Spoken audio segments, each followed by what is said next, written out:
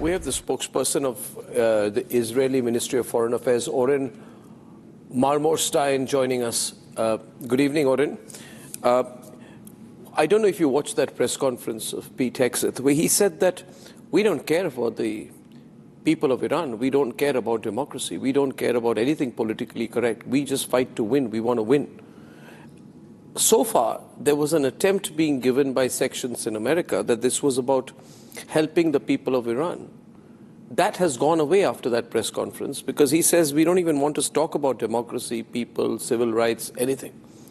So I want your response on that. How do you view that brutalistic presentation by the American government in that press conference? Good evening, Arnab. It's good to be on the show.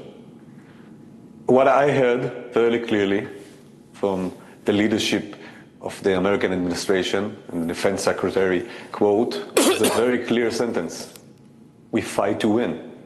And he's right. We are fighting to win. I didn't hear anything brutal. I heard something very determined. And regarding the objective, why all of this is happening right now, the answer is very clear. We are operating to remove a threat. It's a threat to Israel. It's a threat to the region. Do you know, and I'm sure you know, and I'm sure your viewers know, that the Iranian regime did not only attack Israeli civilians, they did not only attack their own civilians, massacring thousands of civilians. They attack Arab countries. 8 different countries in the Middle East were attacked. And as your report... No, they've been attacked after Khamenei was killed. What did you expect the Iranians to do? Bury Khamenei and forget that they were killed?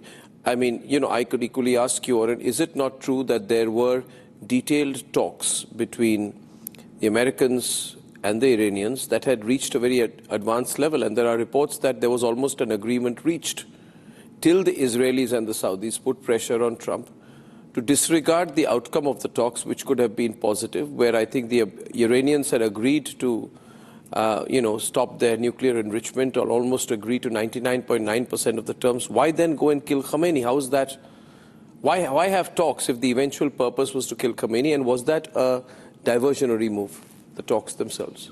We know for a fact that the Iranian regime was conducting empty talks that had no intention of actually reaching a substance agreement. On the contrary, the sole purpose of those empty talks was to buy time. And you know, Arnab, why they were looking for buying time? Simple answer. They wanted to have time to put underground, down below, all the facilities they can reproduce, whether it's nuclear, whether it's ballistic, and to tuck it away very safely. Why were you giving them that time? And then, why were you, if they were buying time and playing for time, why were you giving them time by talking to them? And then. No, you didn't answer my question. If they were buying time, why were you giving them time by talking to them?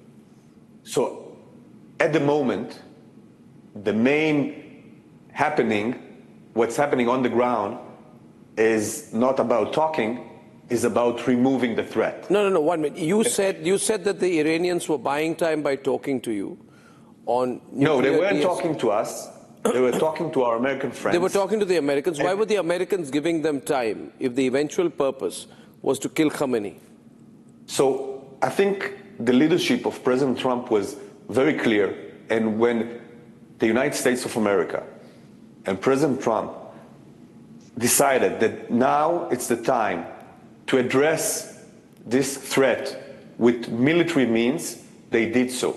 And again, I'm here to represent the state of Israel, so I'll leave for the Americans to represent themselves.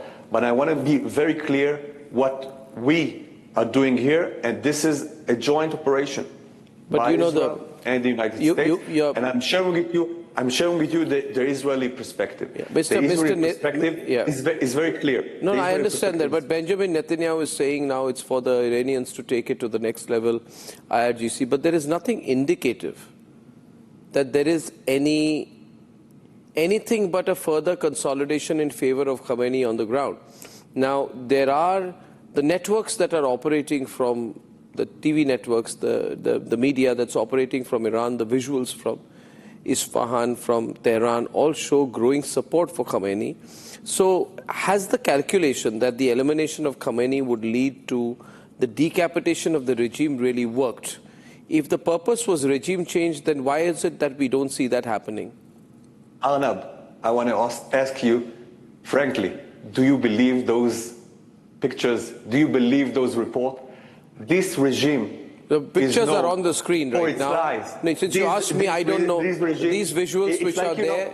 Oren, let me ask you, those visuals, when you see them, are they AI generated or are they real? But you know, you can falsely try to create a false impression, fake impression. And you know, this is the closest you get to 1984.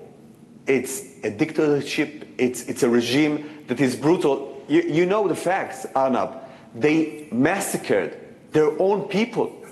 They were shooting people, thousands of people, Iranian civilians on the streets. What are we talking about? So why were you talking? Why were you talking to them? Why were the Americans talking to them? This is the most brutal regime that the world has recently, you know, in recent years, we've never seen anything like it. And this regime is attacking their own civilians. They're attacking our civilians, but they're attacking countries all over the region. No, how long will this last? You know, generally the feeling was yesterday morning when this news came, people felt that the Iranian establishment would wilt and fall away. And you know how this is in situations where the eventual purpose is regime change. I'm just sharing my example. Generally, any student of geopolitics will tell you, Owen, that if the first week passes without the establishment falling, then it goes into a reverse cycle. And today, we have pictures of US F-15s falling from the sky. These are targeted attacks that have happened. Aramco has been hit. If this continues for a week, and then unless you commit ground forces, can I show those visuals of the flights? Yeah. Unless you commit ground forces, somebody is going to have to commit ground forces. Pete Hegseth said, we're not going to do anything foolish, which means Americans are not giving ground forces. Arnab, I think both of us will agree that it's probably better to be cautious with our predictions. You know, you mentioned about references to historic examples, but in a way, we're making history as the days go by. And this already is an historic operation with historic success. And I don't want to... But with ground forces, you see, Americans can Trump afford to see American body bags come home before the midterms? He can't do that. He's saying, I'm not ruling it out, but he can't do that. Unless he does that, then regime change does not happen. Let's remind our viewers that I'm here to represent the state of Israel, and I will do so. And okay, so I will from the Israeli perspective, from the Israeli perspective, from the Israeli perspective, and I'll answer you from the Israeli perspective. From the Israeli perspective, this operation will be completed successfully. This threat called the Iranian regime, this threat will be removed. And yes, we are enabling conditions that will enable the Iranian people to free themselves. Okay. And I'm telling you because we've seen it in the past. You mentioned examples. We've seen it in the past. Okay. Israel being very successful. Last point to you, and I'm sure this will be the case. Last question to you. What is, from an Israeli perspective, what is the strategy that the Iranians have in getting so many countries involved? You know, so many countries which are now the target. They must be working to a strategy. What is the strategy of getting so many countries, including countries in Europe, involved?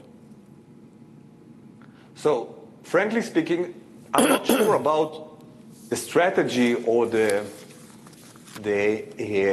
intelligence behind or how brilliant it is, the Iranian strategy, because I really don't find the rationale behind attacking basically every neighbor.